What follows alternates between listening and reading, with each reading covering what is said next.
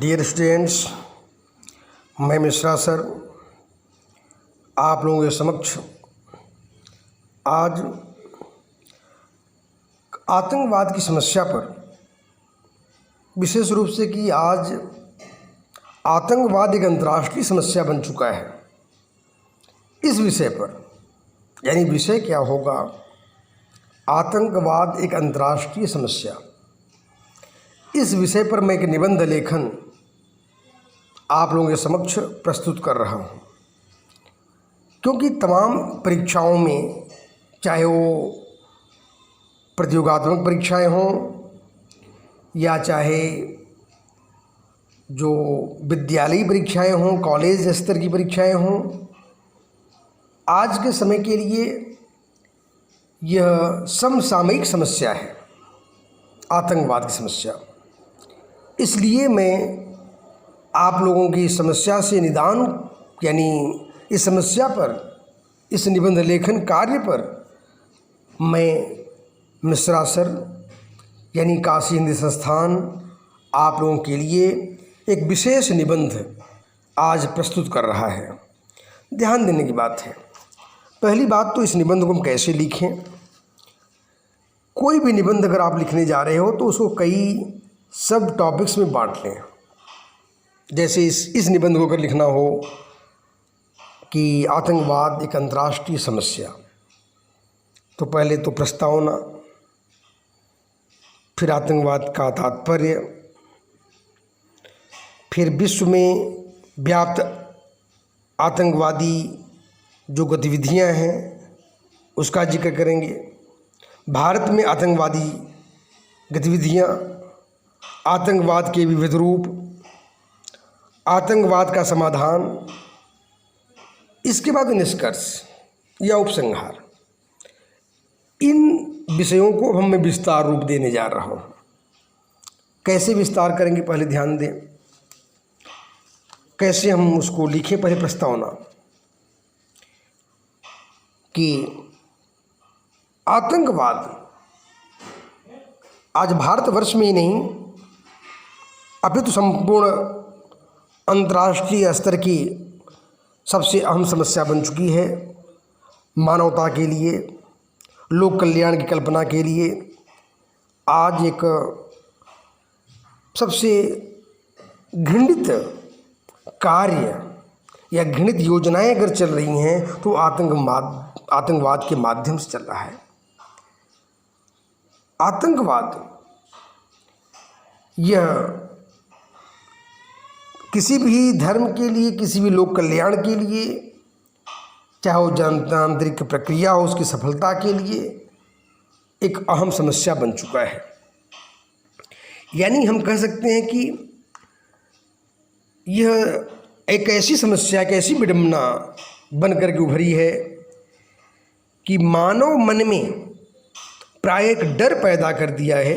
इस समस्या ने मनुष्य को पलायनवादी बना दिया है और भय के सहारे समाज की व्यवस्था पूर्ण रूप से दूषित हो रही है। स्थानीय स्वार्थ के लिए लोग, स्थानीय स्वार्थ के लिए कुछ लोग, यानी उग्र विचारों को थोपने के लिए, उग्र भावनाओं को भड़काने के लिए आतंकवादी विचारों का सहारा लेते हैं। तो निश्चित रूप से आजकल स्वार्थ सिद्ध के लिए यह एक ऐसी प्रक्रिया बन चुका है कि जो कि संपूर्ण मानवता के लिए, संपूर्ण जनतांत्रिक विचारधारणा के लिए कलंक बन चुका है। इस तरीके से आतंकवाद से अछूता आज विश्व पटल पर कोई ऐसा देश नहीं है जो आतंकवाद से प्रभावित न हुआ हो। अब मैं आतंकवाद के तात्पर्य की व्याख्या करूंगा। आतंकवाद का रियल मीनिंग क्या है, ध्यान दो। आतंकवाद दो शब्दों से मिलकर बना है।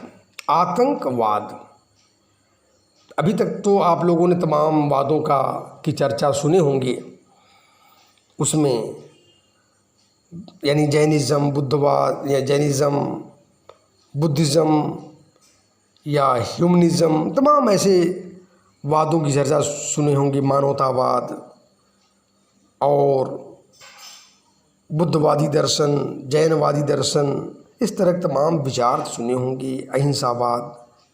लेकिन ये आतंकवाद का तात्पर्य है आतंक और भय के सहारे लोगों को डराना, धमकाना और उनको अपनी बात को मनवा लेना, और इसमें मानवता के लिए या लोक कल्याण के लिए दूसरे का प्राण हरण करने के लिए कोई भी, यानी प्राण हरण करना साधारण सी बात होती है आतंकवादियों के लिए या आतंकवाद के लिए।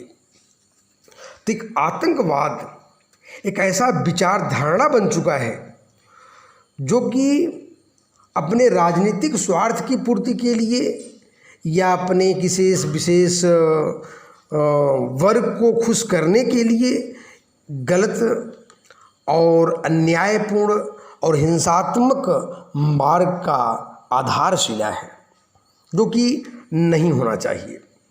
यानी एक प्रकार से देखा जाए ये आतंकवादी विचारधारा राजनीतिक लक्ष्य को प्राप्त करने का महत्वपूर्ण आधारशिला है, और यह अस्त्र शस्त्र के प्रयोग में विश्वास रखती है कि अस्त्र शस्त्र के प्रयोग के माध्यम से आम निरीह जनता को ये यानी उसको नुकसान पहुंचाया जाए, जिससे कि सरकार जो है झुक जाए। तो इस तरीके से आतंकवाद आजकल माध्यम बन चुका है। अस्त्र शस्त्रों का ऐसा घृणित प्रयोग प्रायः विरोधी वर्ग, दल, समुदाय या संप्रदाय को भयभीत करने और उस पर विजय प्राप्त करने की दृष्टि से किया जाता है।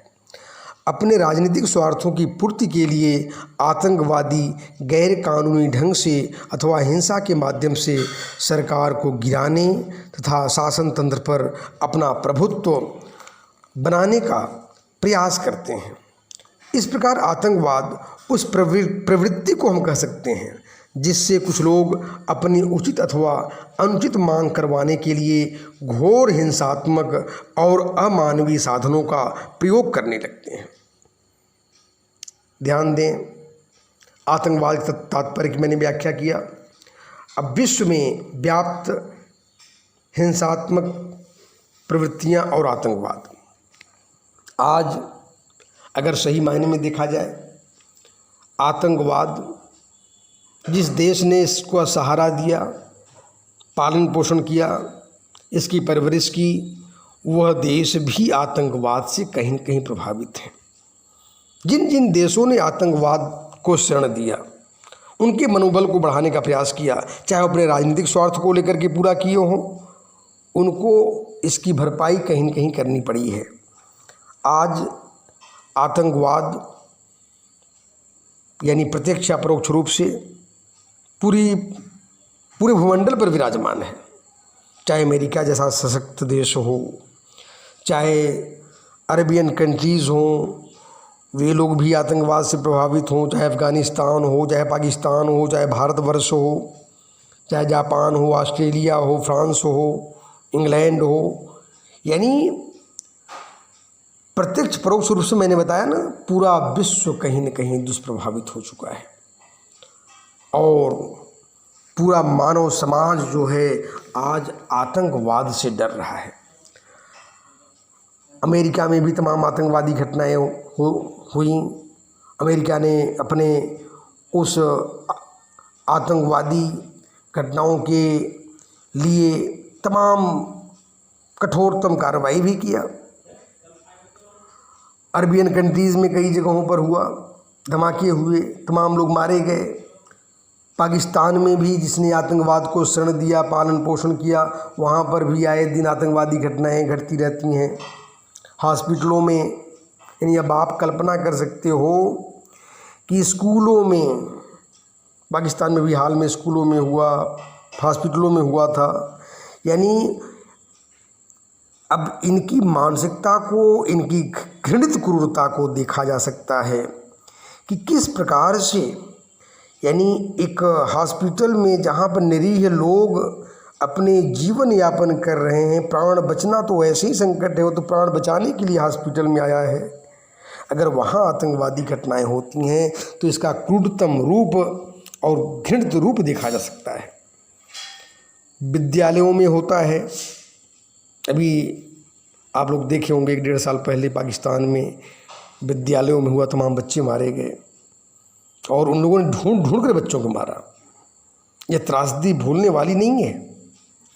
और भारतवर्ष की बात ही मत पूछो, यहाँ तो प्रायः आतंकवादी घटनाएं कुछ न कुछ कार्य करते रहते हैं। खैर सरकार ने कठोरतम कदम भी उठाई है, प्रयोग किए हैं, लेकिन आए दिन जब यह पहले तो कुछ ज़्यादा ही सुनने को मिलता था, अभी भी कुछ सुनने को मिल रहा है, लेकिन ये लगातार जो आतंकवादी घटनाएं जम्मू कश्मीर में और भारत के अन्य कोनों में सुनने को मिल जाती है तो वाकई हृदय को हिला देने वाली बड़ी कारुणिक घटनाएं यानी दर्दनाक घटनाएं देखने को मिलती हैं। तमाम बच्चे, बूढ़े, स्त्रियां यानी किस तरीके से यानी जब वो बिलखती हैं, रोती हैं तो असहनीय पीड़ा सुनने वाले को भी होती है। भारत बहुत समय से अंतर्राष्ट्रीय जो आतंकवाद है यानी कुछ देश अपने, मैंने बताया ना, स्वार्थ की पूर्ति के लिए राजनीतिक अपने स्वार्थों की पूर्ति के लिए आतंकवाद का सहारा लेते हैं। जैसे अभी प्रत्यक्ष में आप पाकिस्तान को देख रहे हो कि भारत में तमाम यानी जो आतंकी जो घटनाएं घटती हैं, पाकिस्तान कहीं न कहीं प्रत्यक्ष परोक्ष रूप से उसका जिम्मेदार होता है। तमाम हथियार भी जो पकड़े जाते हैं, तमाम आतंकवादी भी जो पकड़े जाते हैं, वो पाकिस्तान से या तो ट्रेनिंग लेकर के आते हैं या खुद पाकिस्तान के होते हैं। अब लेकिन एक बात ये होता है जो दूसरों के लिए, अगर कहा जाता है ना कि अगर आप बबुल बोते हो तो आपको भी आम के फल नहीं मिलेंगे। तो आज पाकिस्तान की आर्थिक शक्ति, राजनीतिक शक्ति यानी सब प्रकार का जो सामाजिक शक्ति है, सब समाप्त होता जा रहा है। इसका मूल कारण कि मानसिकता ठीक नहीं है। मानसिकता अगर गंदा हो जाए तो आतंकवादियों का भी खुद का विकास नहीं होता है, उनकी मानसिकता घृणितम हो जाती है।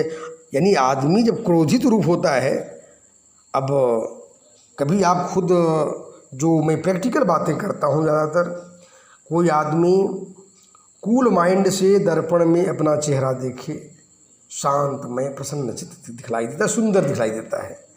जो आदमी कूल होता है, शांतमय होता है, वो सुंदर भी होता है।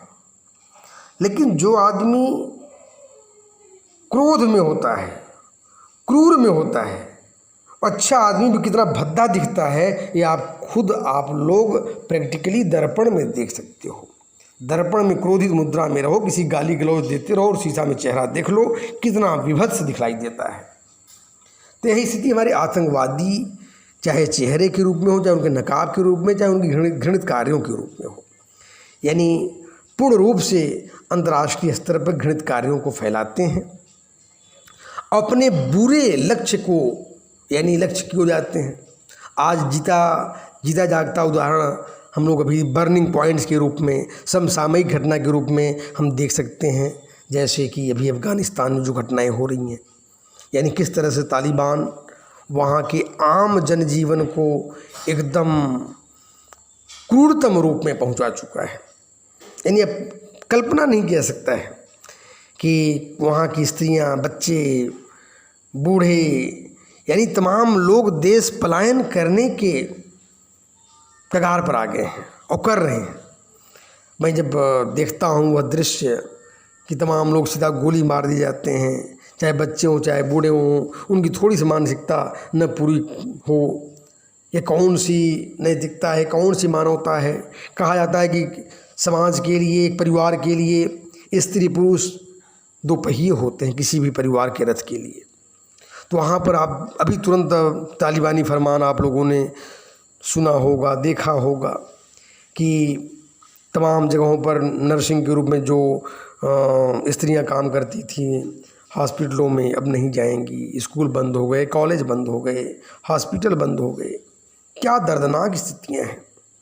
कितनी यानी अमानवता का कितना किस प्रकार के रूप दिखलाई देते हैं या दिखलाई पड़ रहे हैं। सबसे बड़ी बात मैंने देखा या आप लोग देख सकते हो कि तमाम लोग ऊंचे ऊंचे पहाड़ियों को पार करके दूसरे देशों में जाना चाहते हैं। प्राण हथेली लेकर, जान को हथेली पर लेकर वे यहाँ तक कि ऊंचे ऊंचे जो एक देश के बॉर्डर पर जो लाइनें हैं उसको पार करने का, यहाँ तक कि कोई गोली से मार दे विदेशी सेना तो वह भी सहने के लिए तैयार हैं, लेकिन देश छोड़ने के लिए मजबूर है। यह है आतंकवाद का घृणतम रूप, क्रूरतम रूप, निर्दयतम रूप। आप देख सकते हो बच्चों, यानी हमारे पाठक वर्ग। इस तरीके से आतंकवाद का अंतर्राष्ट्रीय स्तर पर जो आप लोगों ने जो रूप देखा, आए दिन जम्मू कश्मीर में तो कहने की ही बात नहीं है।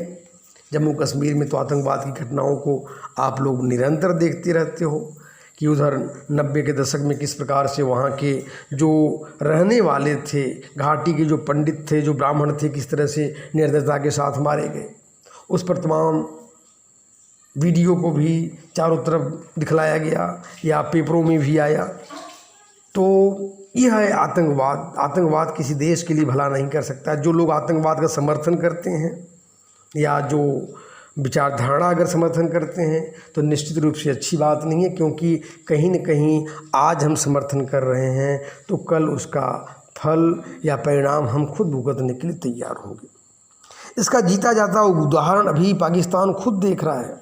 आज वो पाकिस्तान खुश है कि मैंने अफ़गानिस्तान पर अपना शासन कायम कर लिया, लेकिन उसका परिणाम अभी खुद भोग रहा है, खुद भोगने के लिए तैयार रहेगा।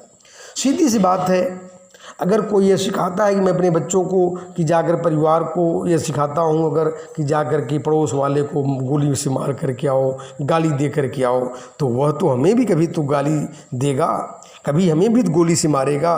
हमारा क्यों खुद का संतान क्यों न हो। ये प्रैक्टिकल बातें हैं। इसलिए अपने परिवार को या अपने नागरिकों को, अपने समाज को, अपने देशवासियों को कभी आतंकवाद या उग्रवादी विचारधारा का शिक्षा न दें, अन्यथा एक न एक दिन आने वाले समय में उसका हम खुद भुक्तभोगी बन सकते हैं। चाहे वो कोई समाज हो, चाहे वो कोई देश हो, चाहे वो कोई विचारधारा हो। इसलिए ऐसे गलत विचारधाराओं का कभी हमें न समर्थन करें। जिस तरीके से मैं अंतर्राष्ट्रीय स्तर पर आतंकवाद की विधिवत व्याख्या प्रस्तुत किया, अब मैं बताने जा रहा हूँ कि आतंकवाद का विविध रूप किस प्रकार से है। यानी आतंकवाद कहीं पर वर्ग विशेष का समर्थन करते हुए दिखलाई पड़ता है, कहीं पर कोई विचारधारा के रूप में। कभी कभी तो आतंकवाद गरीबी के कारण भी उत्पन्न होता है कि बहुत आदमी निहायत अगर गरीब हैं और कोई पूंजीवादी व्यवस्था या सामाजिक व्यवस्था उनका निहायत शोषण करते जा रही है। उनके बचाव के लिए कोई व्यवस्था अगर सामने नहीं है तो कभी न कभी वह भी आतंकवाद का सहारा और यानी उस व्यवस्था में आ जाता है। जो नस्लवादी व्यवस्था हम देखते हैं कहीं कहीं, वह भी इसका एक उदाहरण बन जाता है।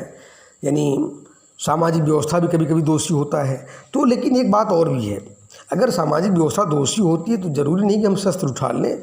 हम शिक्षा के माध्यम से पढ़ाई करके हम आगे बढ़ें, हम अपने आप की व्यवस्था को सुधारा जा सकता है। इस तरीके से हमें प्रयास करना चाहिए। इसके विविध रूपों में यानी आप यह देखते हो कि प्रत्यक्ष रूप से नहीं, कभी कभी इनडायरेक्टली भी लोग आतंकवाद का सहारा करते हैं। जैसे मैं बहुत आदर्शवादी अगर विचारधारा का समर्थन करता हूँ, कभी कभी कोई अंतर्राष्ट्रीय स्तर पर, और आतंकवाद का दो मापदंड नहीं होना चाहिए, किसी अपने देश के लिए दूसरा मापदंड, किसी और देश के लिए दूसरा मापदंड नहीं। आतंकवाद अगर गलत हो रहा है तो हम उस गलतियों को बताएं कि ये गलत है। यह दोहरा मापदंड नहीं। जैसे पाकिस्तान में क्या है कि भारत में आतंकवादी होता है तो वो दूसरी तरह की व्याख्या करता है कि नहीं, वो सब कश्मीरी आज़ादी हैं, आज़ाद करने वाले हैं कश्मीर को, वहाँ दूसरा मापदंड। और उसके ऊपर जब बीतता है वही आतंकवादी लोग जब उसको मारते हैं उसके स्कूलों में, उसके हॉस्पिटलों में, तब वहाँ कहता है कि मैं आतंकवाद से प्रभावित हूँ। तो दोहरा मापदंड, दोहरा चरित्र न अपनाएं। आतंकवाद को एक बात ये माने कि अस्त्र शस्त्र से उठा करके कोई भी गलत तरीके से भी अपनी बात को मनवाने का प्रयास करता है तो आतंकवाद का रूप है। जब हम देश के नियम कानून को न माने और वहाँ पर व्यवस्था खिलाफ शस्त्र उठा लें, यह भी आतंकवाद का एक रूप होता है। जिस तरह से आतंकवाद कई रूप हैं, उसकी विधिवत व्याख्या मैं ऑलरेडी कर चुका हूँ। जिस तरीके से आप लोग बराबर देखते हो, कहीं दूतावास पर बम विस्फोट होता है, कहीं भारतीय दूतावास पर, कहीं अमेरिकी दूतावास पर, कहीं चीनी दूतावास पर, कहीं रशियन दूतावास पर, बराबर ये सब घटनाएं होती रहती हैं। ये सब आतंकवाद के विविध रूपों में ही आप इसको देख सकते हो। सबसे बड़ी बात है कि आतंकवाद जो है, अगर यानी जो अंतर्राष्ट्रीय स्तर पर फैला फूला है, इसके लिए कहीं न कहीं अंतर्राष्ट्रीय स्तर के जो देश हैं वह न कहीं भी जिम्मेदार हैं, ये भी हमें मानना पड़ेगा। कभी रशिया के खिलाफ आपने खुद समाचार पत्रों में आप लोगों ने पढ़ा होगा, आप लोग देख सकते हैं कि हम लोग भी उसको प्रत्यक्ष रूप से देखें कि कभी रशिया को यानी जब कोल्ड वार शीत युद्ध चल रहा था, रशियन व्यवस्था को, रशियन सरकार को डाउन करने के लिए या रशियन समाजवादी लॉबी को डाउन करने के लिए अमेरिका ने उन्हीं तालिबानियों का समर्थन किया था। आज वह खुद शिकार हो गया। तो मैं वही बात कर रहा हूँ कि जो हम दूसरों के लिए जो कार्य करेंगे, कभी न कभी उसका परिणाम हमें भुगतना पड़ेगा। अमेरिका भी भुगत रहा है आतंकवादी समस्या से, उसी तालिबान से भुगत रहा है। तो कहने का मतलब यह अंतर्राष्ट्रीय स्तर की समस्या है। सभी लोग हर भेदभाव को भूल करके, हर प्रकार के आपसी, चाहे कोई भी देश हो, सभी देश, चाहे पाकिस्तान हो, भारत हो, अफगानिस्तान, सभी देश, पूरे वर्ल्ड के सारे देश मिल करके आतंकवाद की समस्या को मिल करके हल करने का समाधान करें। अब मैं इसके मूल आतंकवाद की समस्या के समाधान पर विचार व्यक्त करूँगा। आतंकवाद की समस्या को समाधान करने के लिए हमें यह प्रयास करना होगा कि राष्ट्रों को सुरक्षित बनाया जाए, यानी उनकी जो सैन्य व्यवस्था है उसको सुरक्षित किया जाए, ताकि सैन्य व्यवस्था अगर मजबूत रहेगी, सुरक्षित रहेगी, तो आतंकवादियों पर यानी काबू पाया जा सकता है।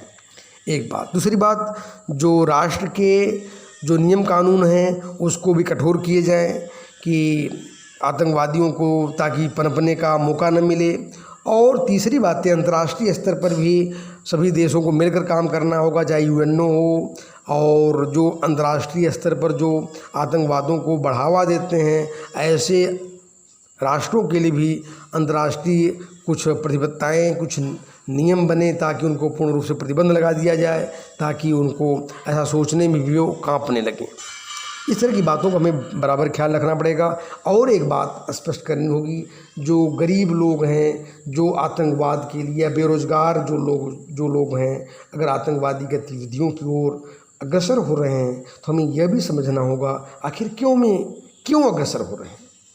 उनकी जो समस्याएं, उनको भी सरकारों को सुनना पड़ेगा, समझना पड़ेगा, और उन समस्याओं से निदान और उसको हल करने का भी प्रयास करना होगा, ताकि लोग आतंकवादी घटनाओं की ओर, गतिविधियों की ओर न जाएं। यह भी सरकार का उत्तरदायित्व होता है। और एक बात यहाँ मैं यह भी व्यक्त कर दूं कि आतंकवाद को समाप्त करने के लिए कोई भी राष्ट्र दोहरा मापदंड या कोई भी सिद्धांत, कोई भी वर्ग दोहरा मापदंड न अपनाए कि अगर किसी विशेष राष्ट्र के ऊपर हो रहा है तो भाई ये आतंकवादी घटना है, और हमारा दुश्मन कोई है वहाँ घटना घटता है तो ये आतंकवाद नहीं है।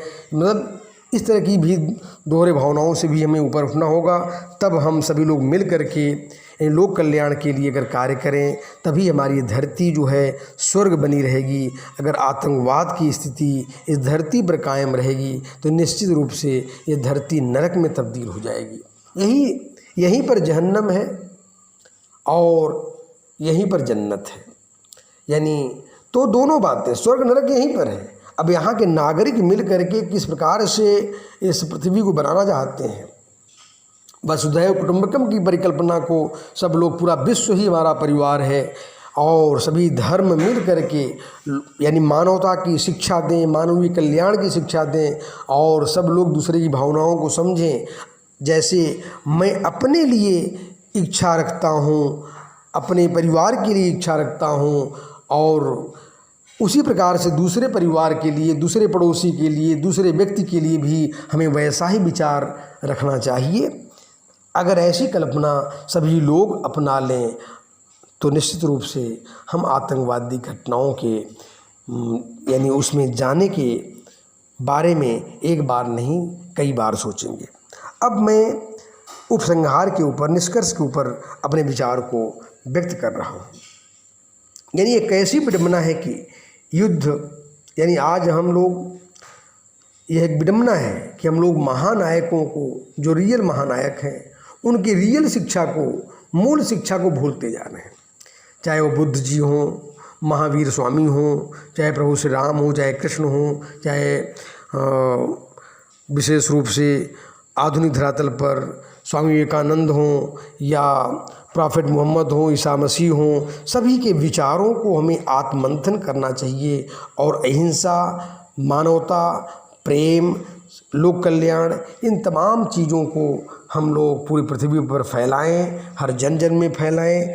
निश्चित रूप से आतंकवाद पर हम विजय प्राप्त कर सकते हैं। आओ हम सब मिलकर आज दृढ़ संकल्प लें कि इस अंतर्राष्ट्रीय मंच पर, यानी जो आतंकवाद की समस्या है, ये हमारे राष्ट्र में जो आतंकवाद की समस्या है, इसमें हर भारतीयों की भागीदारी किसी न किसी रूप में, प्रत्यक्ष परोक्ष रूप में होनी चाहिए। ऐसी प्रतिज्ञा करें। निश्चित रूप से धन्यवाद।